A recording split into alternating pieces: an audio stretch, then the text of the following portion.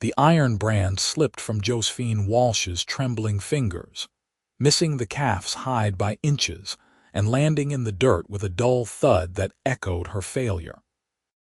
Sweat poured down her face despite the cool October morning in 1883, and she could feel the eyes of every ranch hand watching her fumble what should have been a simple task. Her father had been dead for 3 weeks, buried in the hard Kansas soil behind their ranch house, and now everything he had built rested on shoulders that would not stop shaking. "Steady now, Miss Walsh," old Pete called from across the corral, his voice kind but edged with concern. The cattle lowed and shifted in their pens, 50 head that needed marking before the week was out, and here she was on the 3rd day, having managed only a handful. At this rate, they would still be branding come Christmas, and the buyers from Dodge City would not wait that long.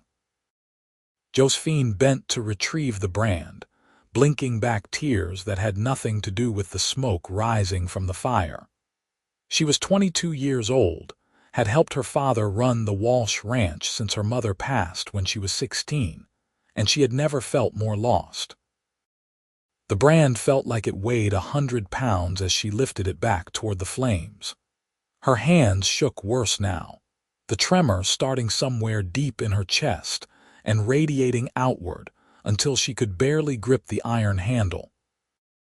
"You are going to hurt yourself," a voice said, low and steady, and suddenly there were hands on hers, large and calloused and completely still.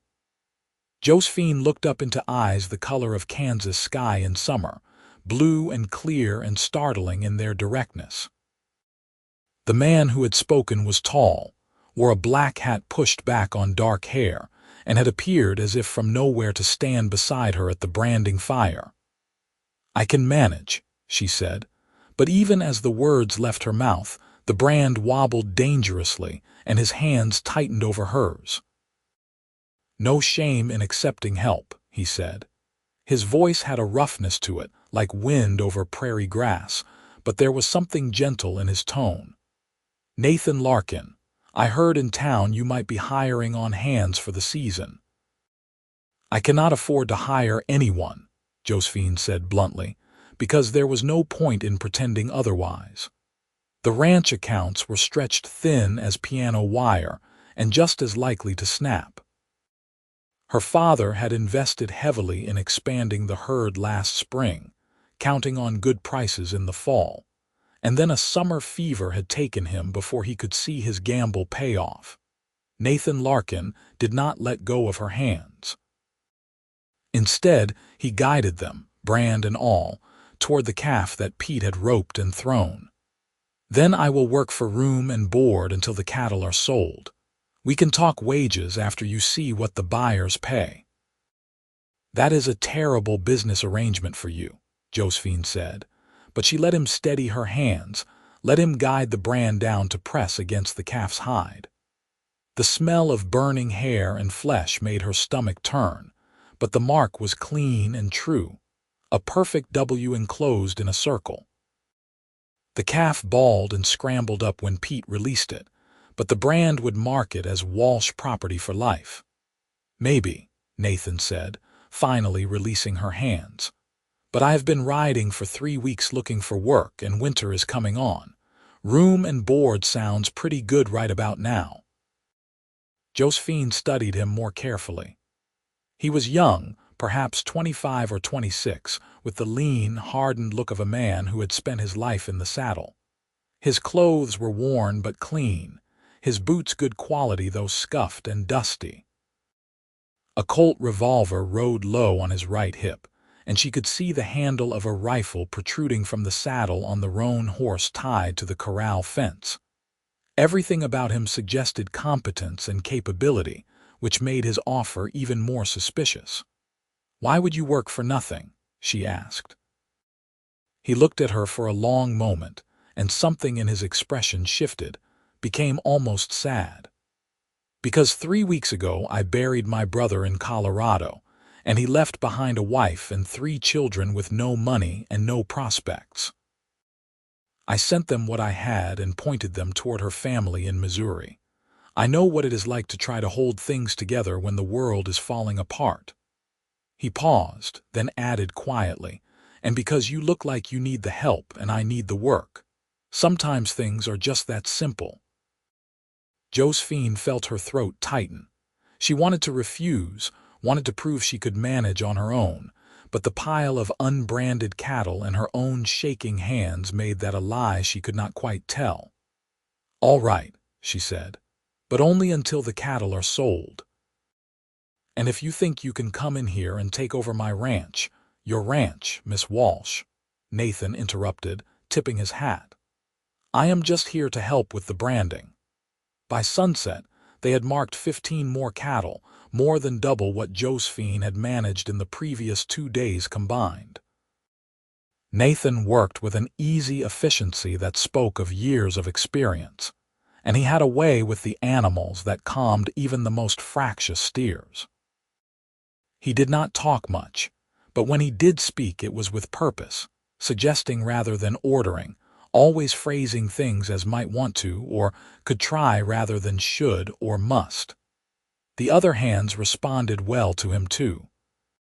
Pete, who had been with her father for 20 years and was protective of the Walsh family to a fault, watched Nathan with approval. The younger men, Jimmy and Carson, seemed relieved to have someone who knew what he was doing taking some of the burden off Josephine's shoulders. That night, Josephine showed Nathan to the bunkhouse, a long, low building with 6 beds and a potbelly stove at one end. The hands had already turned in, exhausted from the long day, and Nathan dropped his saddlebags on an empty bunk near the door. "We eat at sunrise," Josephine said. "I do the cooking, and it is not fancy, but there is plenty of it." "I am sure it is fine," Nathan said. He hesitated, then added, "Your father built something good here. The ranch is well run, the stock is healthy, and the hands respect you. Do not doubt yourself so much." Josephine felt heat rise to her cheeks. "My hands shake," she said, hating how small her voice sounded. "They have shaken since the day Papa died, and I cannot make them stop. How am I supposed to run a ranch when I cannot even hold a branding iron steady?" Nathan was quiet for a moment, and when he spoke his voice was gentle. "Grief does strange things to us. After my brother died, I could not sleep for a week. Just lay there staring at the ceiling all night every night. It passed in time. Your hands will steady again. And if they do not—" He met her eyes in the lamplight. "Then you will learn to work around it, same as anyone else with an affliction. But I do not think that will be necessary. You are stronger than you know, Miss Walsh." She left him then, walking back to the ranch house through the cool October night, and for the first time since her father's death, she felt a small flicker of something that might have been hope. The days fell into a rhythm. They worked the cattle from dawn until dusk, and slowly, steadily, the herd began to bear the Walsh brand. Josephine's hand still shook when she picked up the iron, but Nathan was always there, his larger hands covering hers, guiding and steadying until the mark was made. It became a familiar dance, the two of them moving in unison, and Josephine found herself watching for him, waiting for the moment when his hands would close over hers. He told her stories while they worked, filling the silence with tales of places he had been and things he had seen. He had driven cattle from Texas to Montana, worked on ranches in Colorado and Wyoming, even spent a winter trapping in the mountains. He spoke of his brother Thomas, with affection and sorrow, describing a man who had been steadier, more settled, the kind of person who put down roots while Nathan drifted. "He always said I was running from something," Nathan told her one afternoon as they finished branding the last of the yearlings. "Maybe he was right. After our parents died, he stayed on the family farm in Missouri, got married, had children. I sold my half to him and headed west. Told myself I was looking for adventure, for opportunity. Mostly I think I was just scared of staying in one place. "And now?" Josephine asked, watching him clean the branding irons with practiced efficiency. "Now I think maybe Thomas had the right idea all along. There is something to be said for having a place, for being part of something that matters." He looked at her, and the intensity in his gaze made her breath catch. "This ranch, what you are trying to hold together, that matters.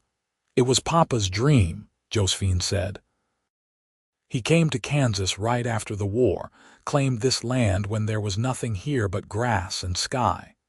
Spent 20 years building it into something real. I cannot let it fail now." "It will not fail," Nathan said with such certainty that she almost believed him. The cattle were finished by the end of the second week, all 50 head bearing the Walsh brand and looking healthy and fat on the autumn grass. Josephine sent word to the buyers in Dodge City, and they set a date for the first week of November. That left 2 weeks to prepare, to get the animals ready for the drive and the sale. It was during those 2 weeks that things began to change between Josephine and Nathan in ways she could not quite name. They worked side by side, fixing fence lines and checking water sources, and she found herself noticing small things about him. The way he pushed his hat back when he was thinking, the half-smile he got when one of the hands told a particularly bad joke, the gentleness in his hands when he doctored a cut on a horse's leg, or calmed a spooked calf, and her hands, which had shaken so violently that first day, began to steady when he was near.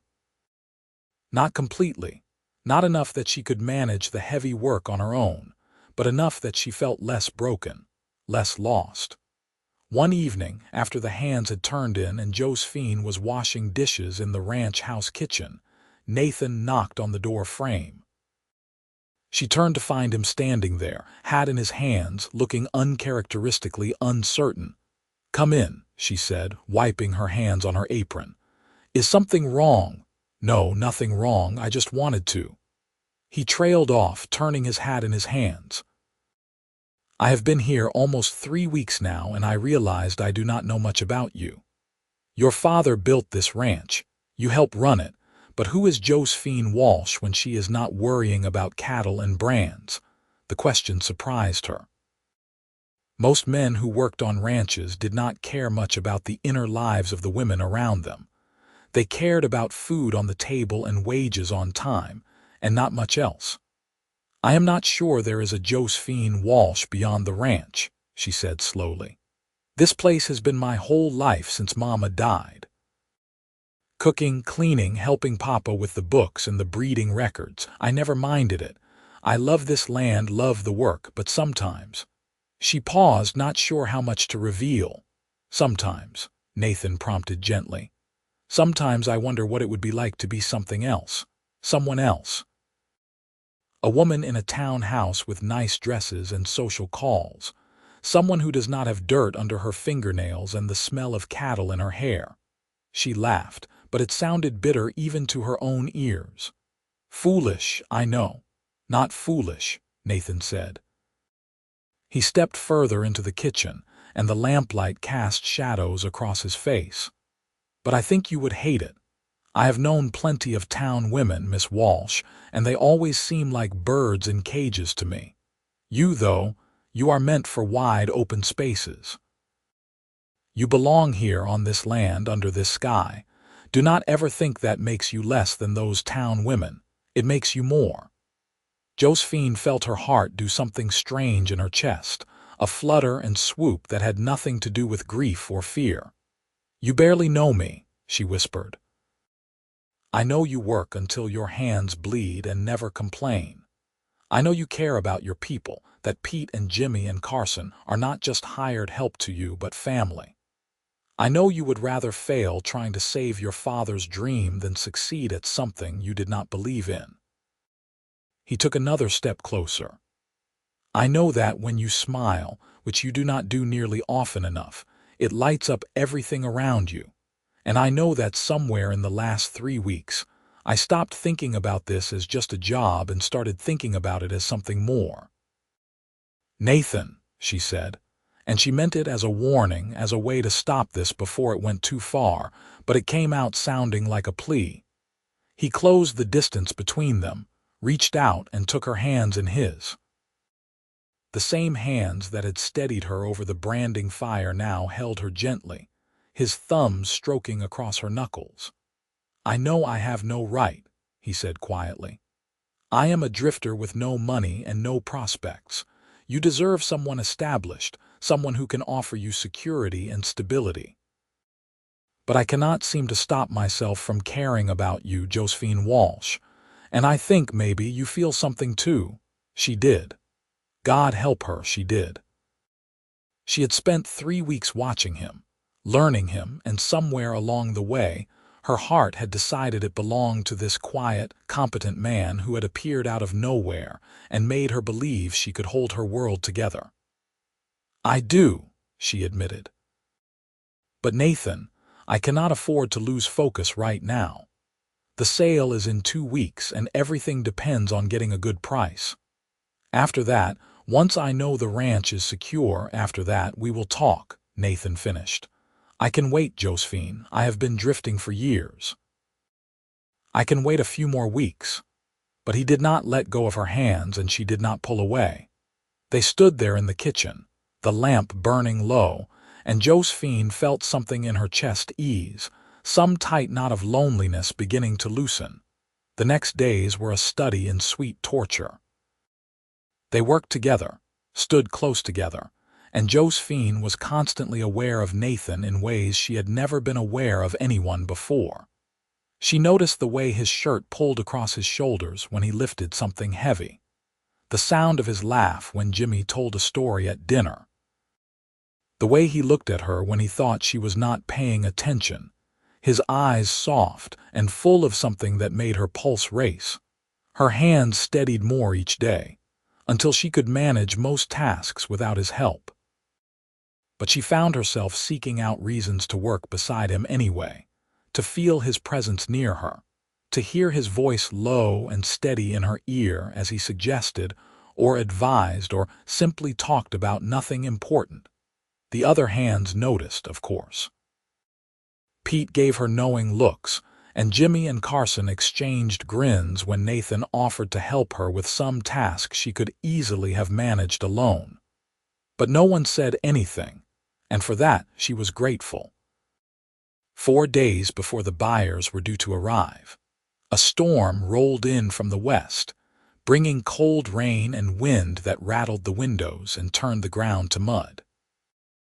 The hands spent the day securing equipment and moving the cattle to sheltered pastures, and by nightfall, everyone was soaked and shivering.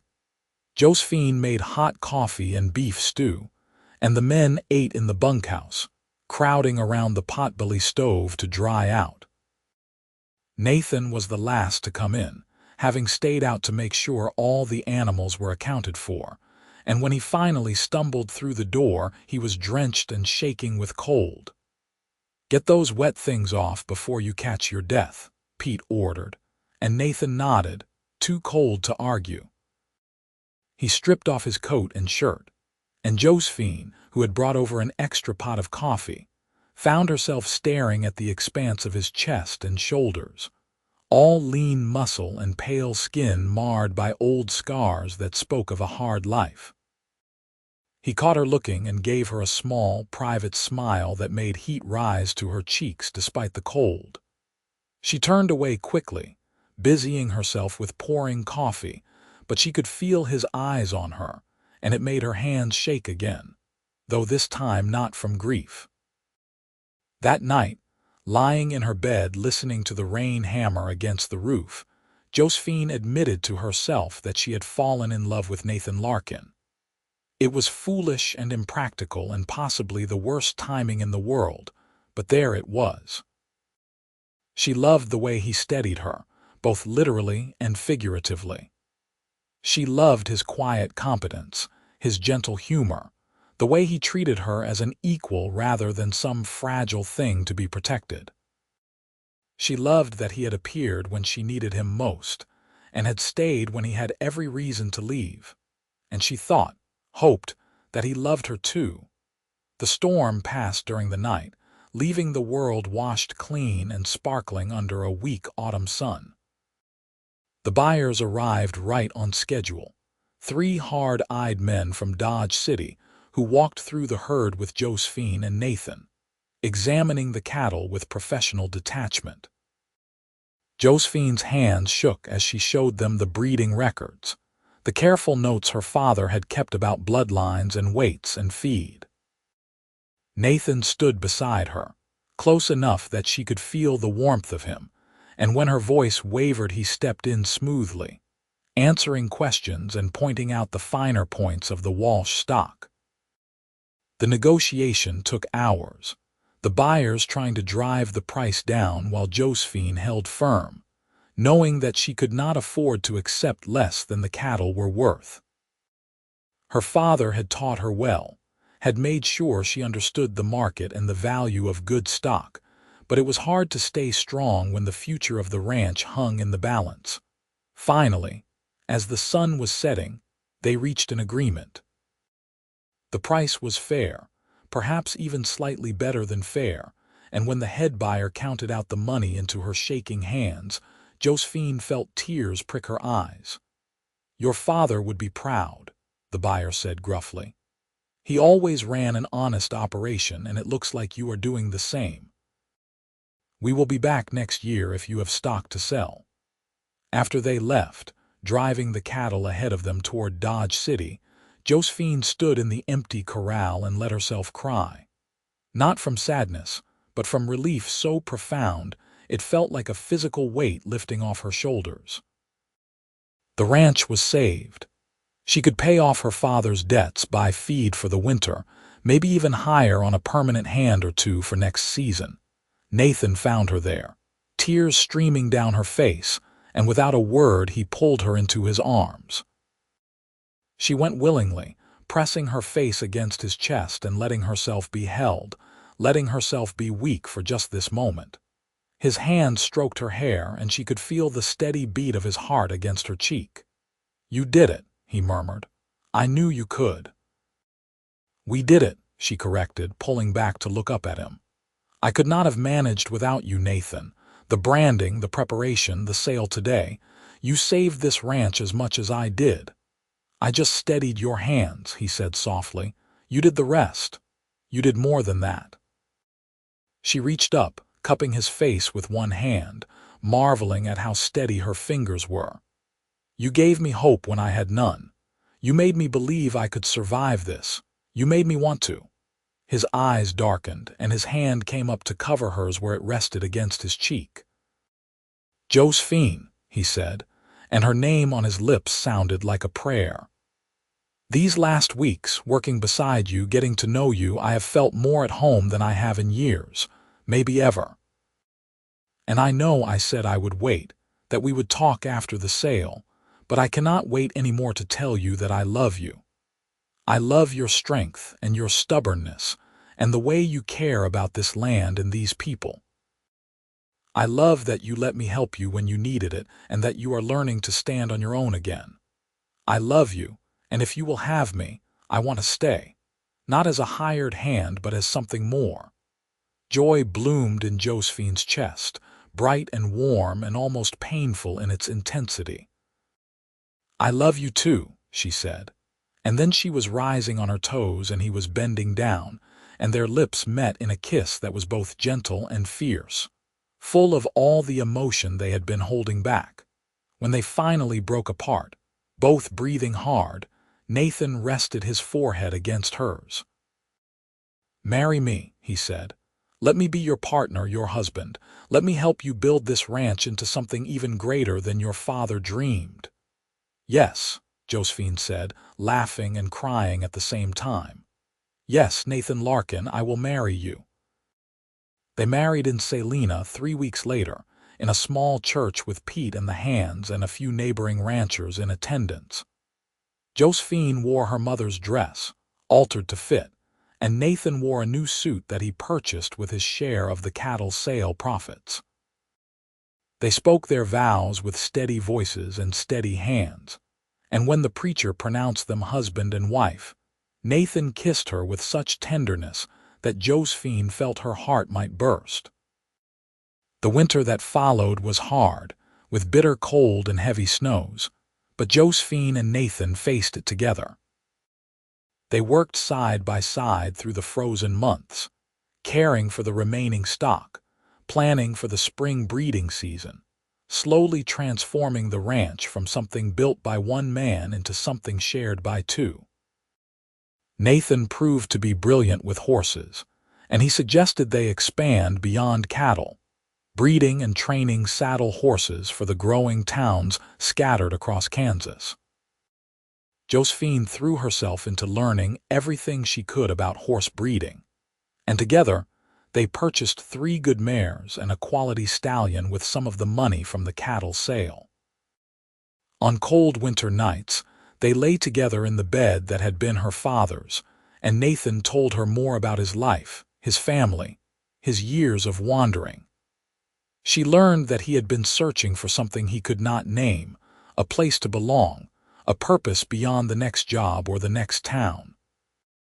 "I found it here," he told her one night as snow fell softly outside the window. "With you, you are my home, Josephine. You and this ranch and this life we are building together." She kissed him, pouring all her love and gratitude into the touch of her lips against his.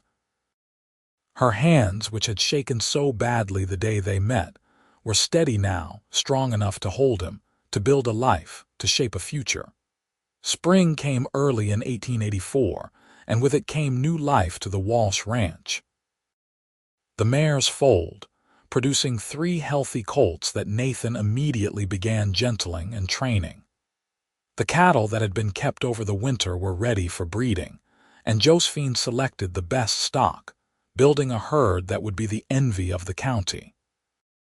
In May, she discovered she was pregnant. The news filled her with equal parts joy and terror, but Nathan was thrilled, already planning additions to the ranch house and talking about teaching their child to ride before they could walk. "What if my hands start shaking again?"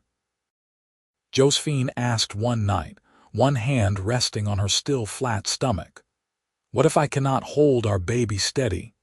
Nathan pulled her close, kissing her temple. "Then I will steady you the same way I did that first day. We are partners, Josephine. You do not have to carry anything alone anymore." The summer was hot and dry, but the ranch thrived. They hired on 2 permanent hands to help with the expanding operation, and Pete took on the role of foreman with pride and efficiency. The horses Nathan trained sold for good prices, and by autumn, they had established a reputation for quality stock that spread throughout the region. Josephine worked through her pregnancy, slowing down only when Nathan insisted, and even then, she supervised everything from the porch, unwilling to let her condition sideline her completely. Her hands remained steady, her confidence growing with each passing month. In December, as snow fell softly on the Kansas prairie, Josephine gave birth to a son. They named him Thomas after Nathan's brother, and when Nathan held his son for the first time, tears streaming down his face, Josephine knew she had never seen anything more beautiful. "Thank you," Nathan whispered, looking from the baby to Josephine with eyes full of wonder. "Thank you for giving me this, for giving me everything." "We gave it to each other," Josephine said, reaching for his hand. Her fingers were steady and sure as they intertwined with his, the same hands he had steadied over a branding fire, now holding him just as firmly. The years that followed brought challenges and triumphs in equal measure. There were hard winters and dry summers, sick animals and broken fences, the 1,000 small disasters that made up ranch life. But there were also celebrations and successes. The horse breeding operation flourished, and within 5 years the Walsh Ranch was known throughout Kansas and beyond for producing the finest saddle horses in the state. Thomas grew into a sturdy, curious boy with his father's blue eyes and his mother's determination. When he was 3, Josephine gave birth to a daughter they named Margaret, after Josephine's mother, and 2 years after that another son, James, arrived to complete their family. The ranch house was expanded twice, growing to accommodate the needs of the growing family and the increasingly complex operation. Pete remained with them until his death in 1892, passing peacefully in his sleep at the age of 68. They buried him on the rise behind the ranch house, next to Josephine's parents, and Thomas, now 8 years old, placed wildflowers on the grave and said a prayer for the old cowboy who had been like a grandfather to him. Nathan never lost his skill with horses or his gentle competence, but he also proved to be a wonderful father, patient and loving, teaching his children to ride and rope and respect the land that sustained them. Josephine watched him with their children and marveled that this was her life, that the man who had steadied her shaking hands had become the foundation of everything she held dear. There were moments, often in the quiet of early morning, when she stood on the porch watching the sun rise over the prairie. When Josephine thought about that October day in 1883, when her hands had shaken so badly she could not hold a branding iron. She thought about the stranger who had appeared and offered help when she had nothing to give in return. She thought about how grief and fear had made her weak, and how love and partnership had made her strong. Nathan often joined her on those early mornings, sliding an arm around her waist and pulling her close. They would stand together in comfortable silence, watching their land wake up, planning the day ahead, simply being together. "You ever regret it?" Josephine asked one morning in the spring of 1895, 12 years after they had married. "Staying here, settling down. You always said you were not the settling type." Nathan was quiet for a moment, considering the question seriously as he always did. "I regret all the years I wasted running," he said finally. "I regret that my brother died before I could tell him he was right, that roots and home and family are worth more than all the adventures in the world. But staying here, marrying you, building this life, that is the best decision I ever made. You gave me purpose, Josephine. You gave me a reason to be more than just a drifter passing through." "You saved me," Josephine said softly. "I was drowning in grief and fear, and you pulled me out. You steadied me." "We saved each other," Nathan corrected, turning her to face him. His hands cupped her face, the same hands that had covered hers over a branding fire so many years ago. "That is what love is, I think. Two people steadying each other through whatever storms come." She kissed him, still amazed after all these years at how perfectly they fit together, how completely he had become part of her heart. Around them, the ranch was coming to life. They could hear the children's voices from inside the house, the lowing of cattle, the whinny of horses. The sounds of home. Thomas, now 13, had his father's way with horses and was already training a young mare with skill beyond his years. Margaret, at 10, was fearless and clever, as comfortable in the saddle as on the ground. And James, at 8, was the dreamer of the family, always asking questions about the world beyond their ranch. Though he loved the land as fiercely as his siblings, the ranch had grown beyond even Josephine's father's dreams. They ran 300 head of cattle now, and the horse operation had expanded to include breeding and training for the cavalry, a lucrative contract that Nathan had secured through a combination of skill and reputation. The Walsh Larkin Ranch, as it was now known, employed 15 permanent hands and seasonal workers during roundup and branding. Josephine still kept the books and managed the breeding records, her handwriting neat and precise in the leather-bound ledgers that lined the shelves in the ranch office. Her hands never shook anymore, not even when facing difficult decisions or challenging negotiations. Nathan had steadied her until she could stand firm on her own, and that gift had never left her. In the summer of 1896, a young woman arrived at the ranch, riding a tired horse and carrying a letter of introduction from a rancher in Colorado. Her name was Elizabeth. She was 18 years old, and she was looking for work as a cook and housekeeper. Her story was familiar to Josephine. A father recently dead, a small ranch lost to creditors, nowhere else to go. Josephine hired her on the spot and saw Nathan's approving smile. They both knew what it was like to need help, to be given a chance when circumstances were desperate. Elizabeth proved to be hardworking and capable, and she quickly became part of the ranch family. The children adored her, and she had a particular talent for baking that made her popular with the ranch hands as well. Josephine watched her settle in and remembered her own desperation, her own struggle to hold things together alone. But Elizabeth was not alone, and neither was anyone else on the Walsh Larkin ranch. They took care of their own. In 1898, Thomas announced his intention to attend agricultural college in Manhattan, Kansas. He wanted to learn the latest scientific approaches to breeding and animal husbandry, to bring new knowledge back to the ranch. Josephine was proud and terrified in equal measure, but Nathan supported their son's ambition wholeheartedly. "Let him learn and grow," Nathan said. "He will come back better equipped to take this ranch into the new century. And if he decides he wants something else, something different, well, that is his choice to make." But Thomas did come back, returning 3 years later with a degree and a wife, a smart, capable young woman named Sarah who had grown up on a ranch in Missouri and fit into their family as if she had always been there. They built a house on the eastern edge of the property, and Thomas threw himself into modernizing the ranch's practices, implementing new breeding techniques, and improving their stock with scientific precision. Margaret, meanwhile, had no interest in leaving.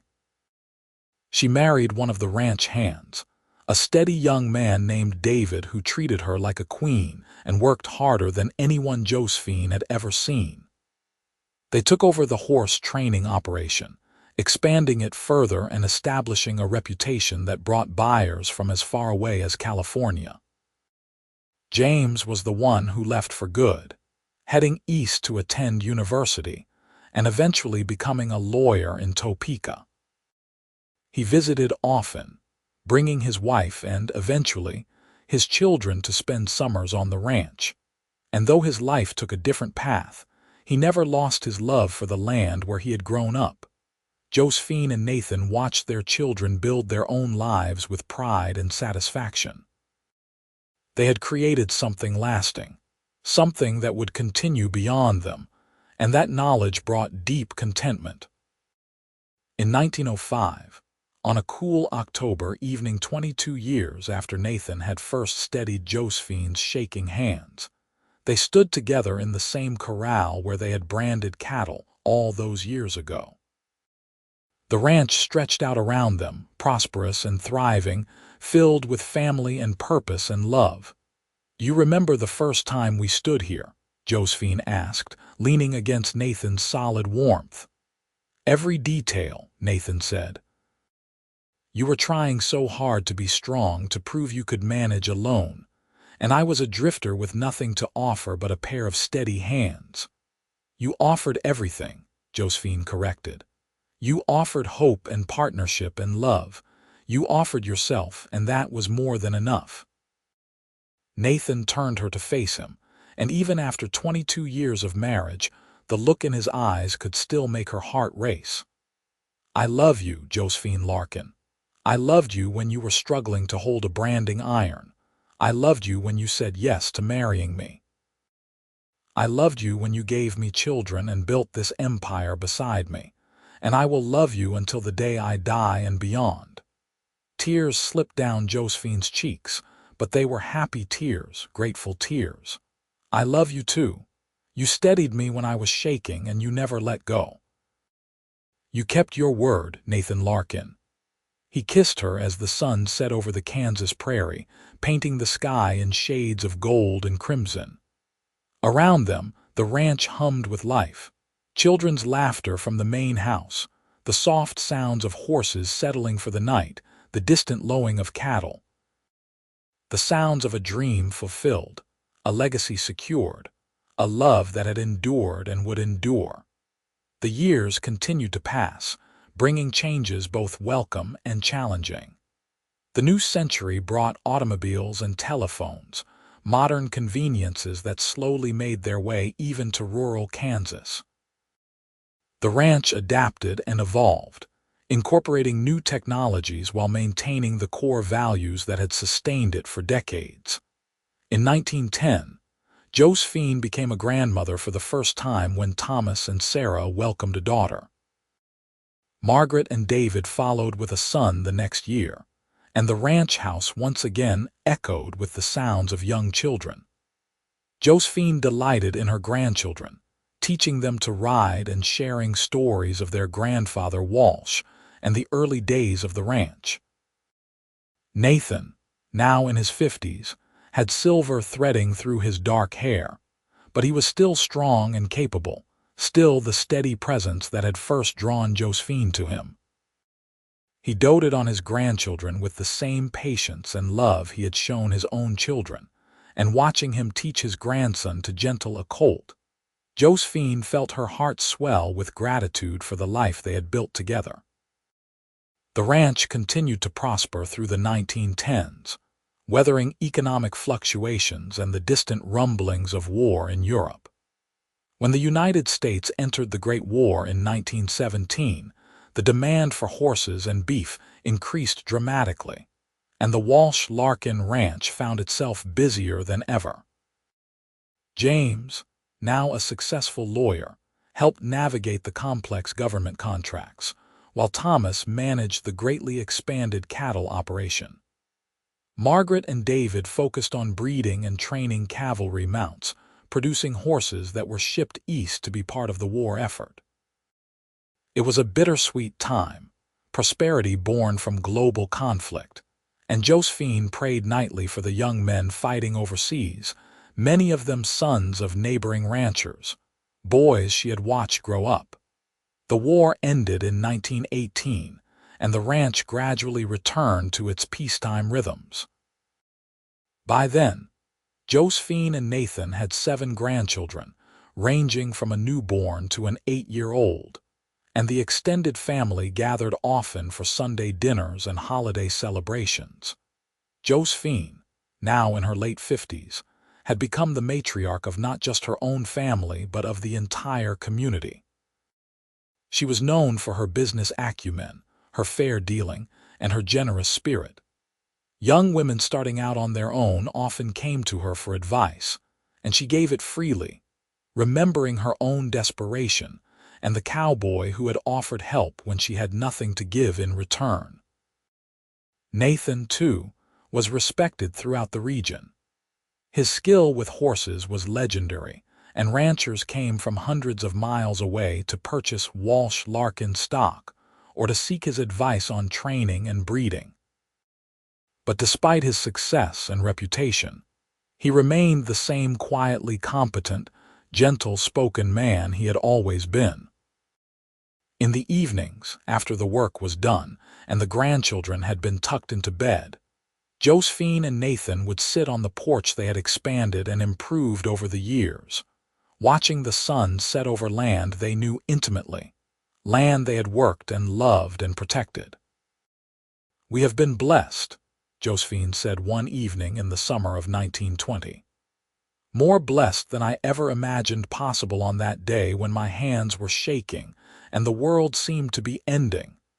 Nathan took her hand, their fingers interlacing with the ease of long practice. "The blessing was finding you," he said. "Everything else came from that." "We found each other," Josephine corrected, squeezing his hand, "and we held on." In 1923, they celebrated their 40th wedding anniversary with a party that brought together family and friends from across Kansas and beyond. The ranch was decorated with ribbons and flowers, and tables groaned under the weight of food prepared by Elizabeth, who was now married to Pete's nephew and still working on the ranch as head cook. Thomas gave a speech praising his parents' partnership and dedication, and Margaret sang a song she had written especially for the occasion.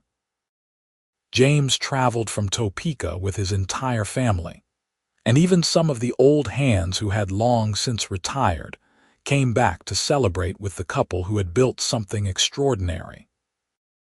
As Josephine and Nathan danced together under strings of lanterns, surrounded by the evidence of their life's work, Josephine thought about that October day 40 years earlier when Nathan Larkin had walked into her life and changed everything. "What are you thinking?" Nathan asked, pulling her closer. "That I would do it all again," Josephine said. "Every hard day, every struggle, every moment of doubt and fear. I would do it all again because it led me here to you, to this life we have built." "So would I," Nathan said, and he kissed her, not caring who was watching, not caring about anything except the woman in his arms who had been his partner, his love, his home for 40 years. The 1920s brought new challenges as the agricultural economy began to fluctuate wildly. There were good years and bad years, but the Walsh-Larkin ranch had been well managed for so long that it weathered the difficulties better than most. Josephine's careful bookkeeping and Nathan's conservative approach to expansion meant they had reserves to fall back on when times were hard. Thomas, now fully in charge of the day-to-day operations, proved to be as capable as his parents, combining his father's practical wisdom with his modern education to keep the ranch competitive and profitable. Margaret and David's horse operation remained the best in the state, and they had begun training not just working horses, but also show horses for the wealthy families in Kansas City and Wichita. In 1925, Josephine and Nathan officially retired from active management of the ranch, though they remained involved in major decisions and were consulted regularly by their children. It was strange at first, stepping back from work that had defined their lives for so long, but they found new rhythms and new pleasures. They traveled, visiting James in Topeka and taking a trip to Colorado to see the places where Nathan had worked in his youth. They spent time with their grandchildren, now ranging from teenagers to toddlers, passing on skills and stories and values. And they spent time with each other, simply enjoying the companionship that had sustained them through 4 decades of marriage. One afternoon in the fall of 1927, Josephine and Nathan rode out to the rise behind the ranch house where her parents and Pete were buried. They sat on their horses, looking down at the sprawling ranch complex below, and Josephine marveled at how much had changed since that day in 1883 when she had stood in the corral with shaking hands. "We did good," Nathan said, following her gaze across the prosperous spread below. "Your father would be proud. He would be proud of you," Josephine said. "A stranger who became family, who took his struggling ranch and helped turn it into this. You are the son he never had, Nathan." Nathan was quiet for a moment, then said, "And you are the home I never thought I would find." "Thank you for taking a chance on a drifter, Josephine. Thank you for letting me stay." "Thank you for steadying my hands," Josephine replied, "and for never letting go."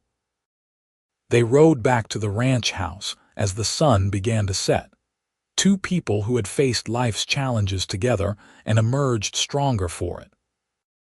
The ranch stretched out around them, a testament to love and partnership and the belief that sometimes the best things in life come from taking a chance on a stranger with steady hands and a kind heart. In 1929, the stock market crashed, plunging the nation into economic depression. The Walsh-Larkin ranch, like ranches everywhere, felt the impact. Prices for cattle and horses plummeted, and buyers became scarce. But the foundation Josephine and Nathan had built over decades proved strong enough to withstand even this crisis. Thomas implemented strict economy measures, cutting expenses where possible while maintaining the quality of their stock. Margaret and David shifted their focus from show horses back to working animals, finding a market among ranchers who still needed good horses even in hard times. James used his legal and financial expertise to help restructure the ranch's debts and obligations, ensuring they could meet their commitments without sacrificing the land. And Josephine and Nathan, now in their 60s and officially retired, quietly sold some of their personal assets to inject capital into the ranch when it was needed most.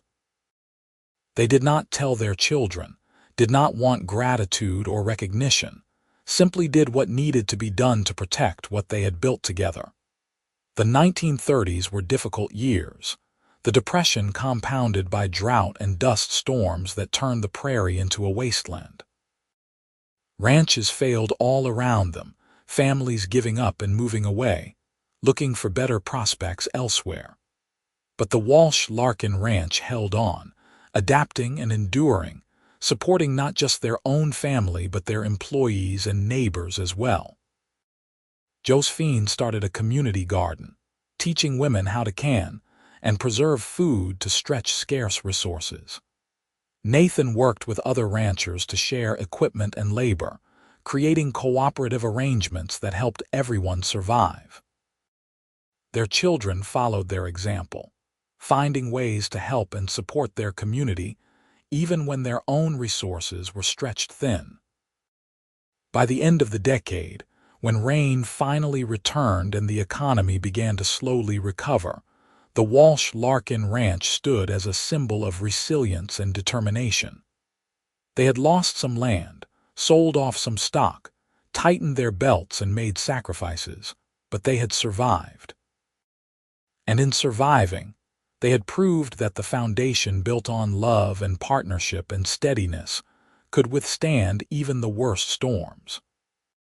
In 1940, Josephine and Nathan celebrated their 57th wedding anniversary quietly, just the two of them on the porch they had sat on thousands of times before.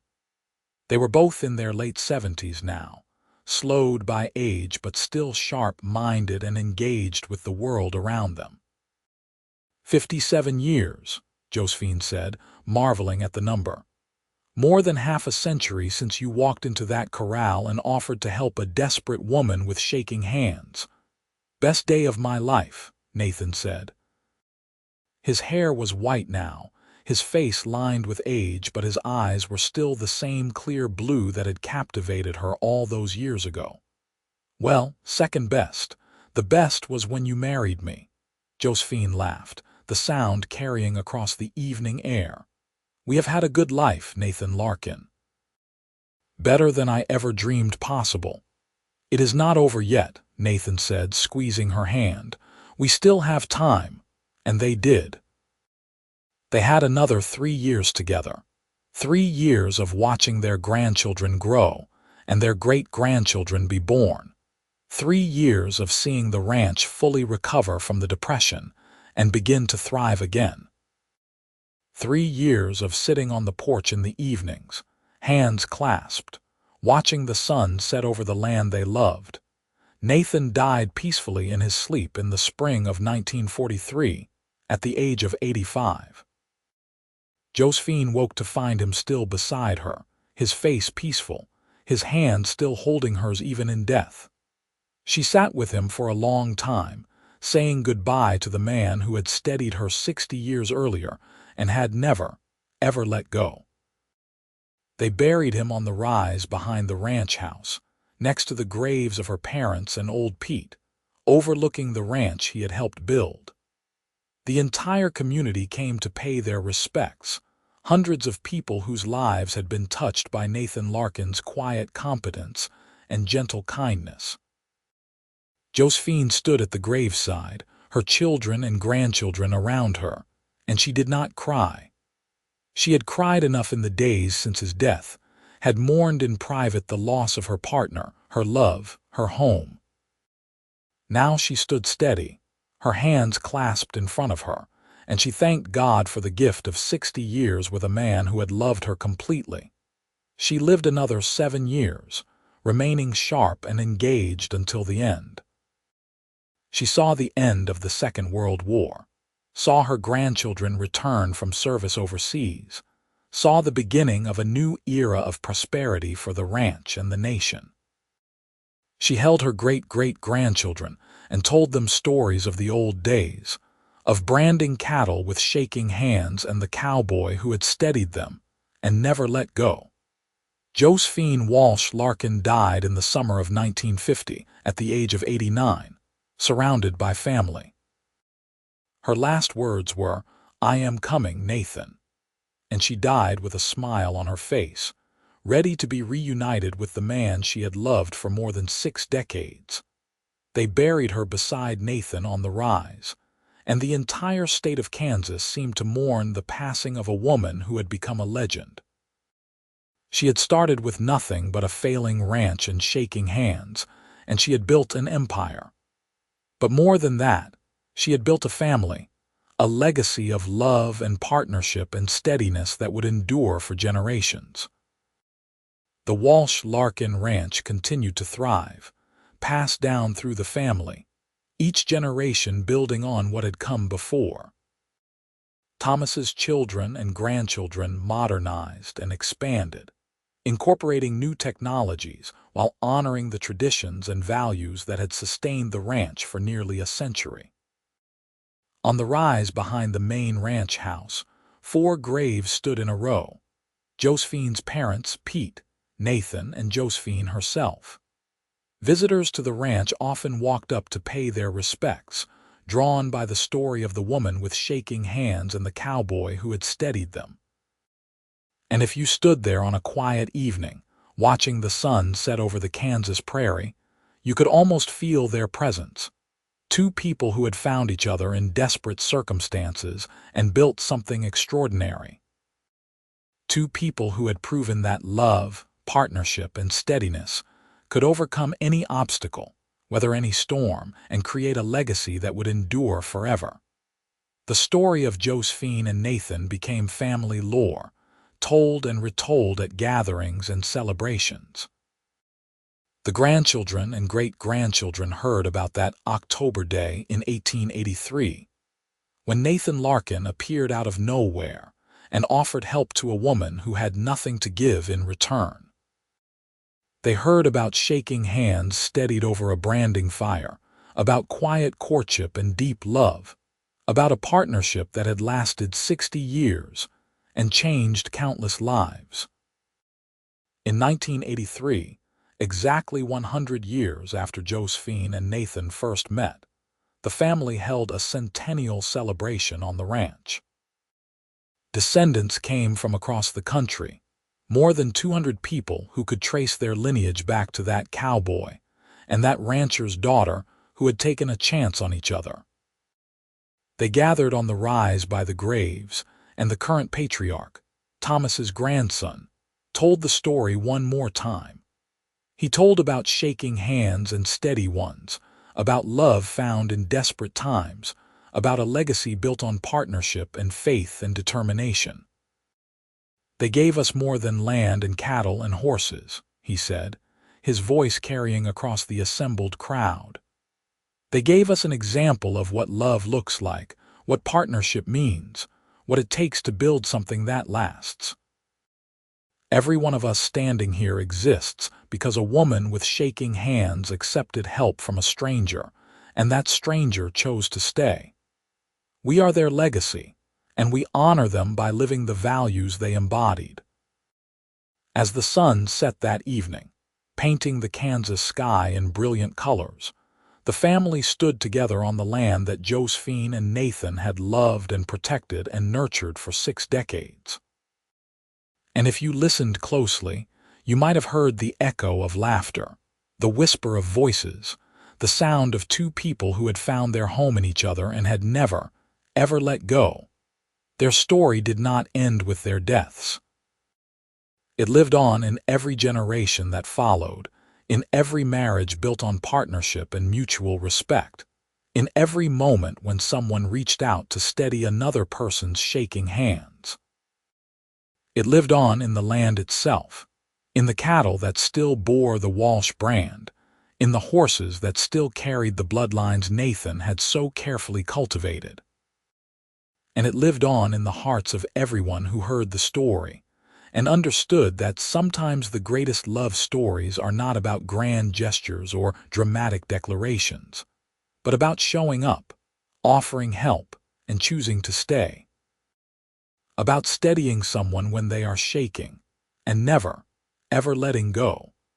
The Walsh Larkin Ranch stands today, more than a century after Josephine Walsh stood in a corral with shaking hands and Nathan Larkin appeared to steady them.